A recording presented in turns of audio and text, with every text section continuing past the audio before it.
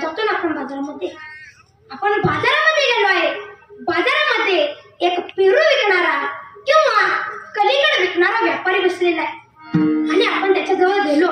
त्याला विचारलं, काय हो व्यापारी दादा, कसे दिले पेरू? ते म्हणतात, एवढ्या एवढ्याला दिले.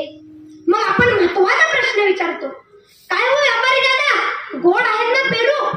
गोड गोड बघून द्या असंच म्हणतो ना आपण. तेही म्हणतात, गोड आहे, खाऊन तर बघा, नुसती साखर आहे साखर. पण चला पुढे. पेरू घेताना गोड गोड बघून घेतला.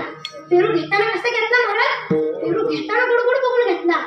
मात्र घरी गेल्यानंतर जेव्हा पेरू खाण्याकरिता ठेवला जातो तेव्हा त्याच्यावर मीठ का टाकता?